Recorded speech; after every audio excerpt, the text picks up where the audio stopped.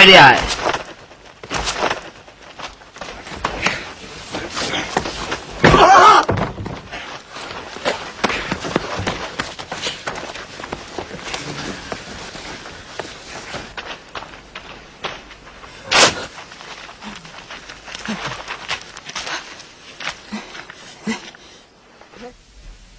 দয়া করো। টান দাও।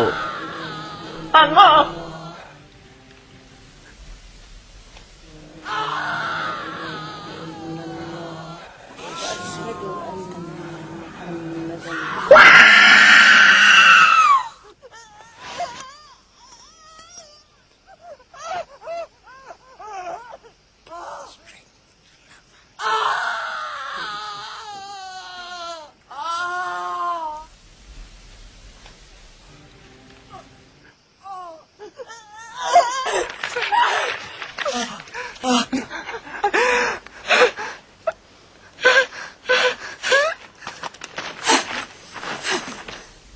তোর দেবতা কে?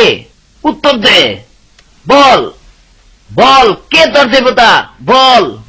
আল্লাহ এক এবং অদ্বিতীয়, এবং মুহাম্মদ হচ্ছেন তার বার্তাবাহক।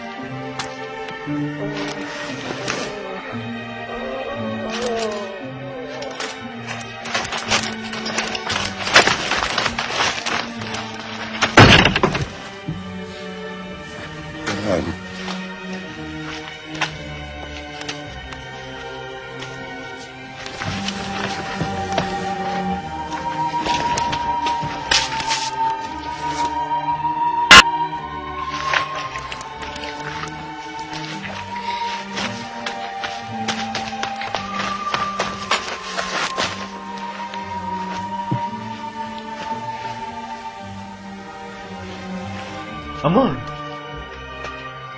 তোমার বাবা এবং মা ইসলামের প্রথম শহীদ, সে প্রতীক্ষিত বেহেশতের জন্য।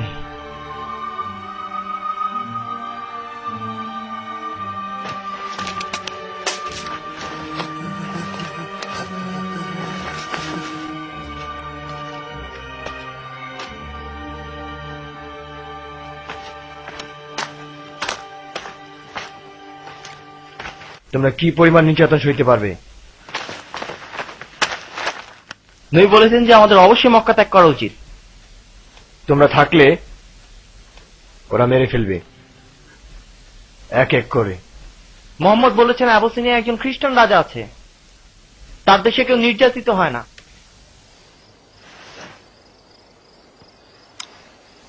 তোমরা এখনই যাও, আজকেই।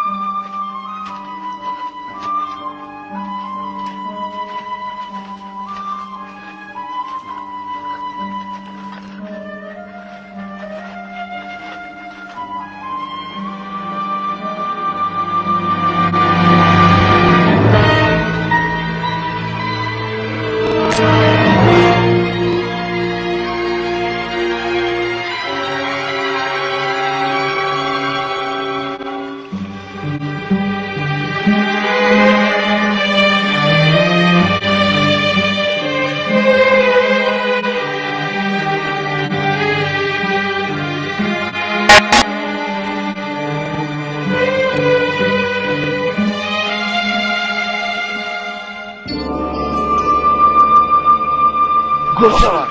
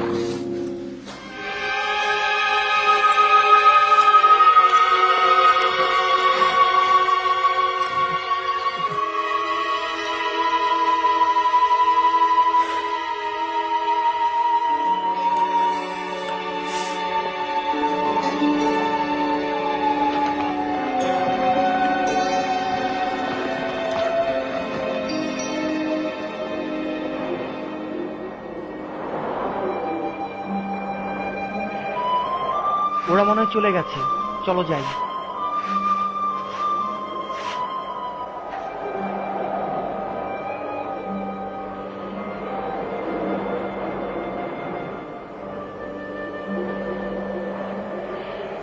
আমি তাদের চিহ্ন পেলাম এবং অনুসরণ করলাম, তারপর দেখি উধাও।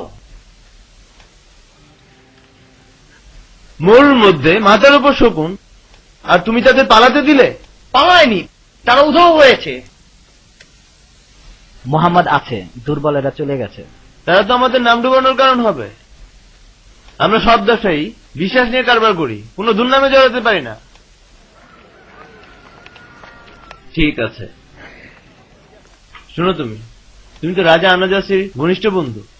হ্যাঁ, তুমি কি সেই বন্ধুত্ব কাজে লাগাতে পারবে? মনে হয় আমি তাদের ফিরে আনতে পারবো। তাহলে যাও। আপনার মাথা উঠান।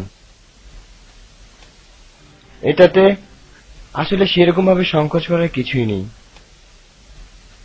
চুরার সিংহ, আমি জানি না কোত্থেকে শুরু করব। আমাদের বন্ধুত্ব দৃঢ়, আপনি শুরু করুন। কিছু পলাতক দাস পালিয়া আপনার এখানে এসেছে।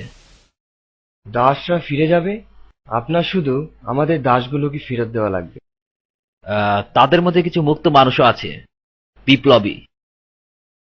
বিপ্লবী? তারা আমার এখানে ঢুকেছে, তবে কেন আমাকে জানানো হয়নি? তারা হচ্ছে বিপ্লবী ধর্মের ক্ষেত্রে।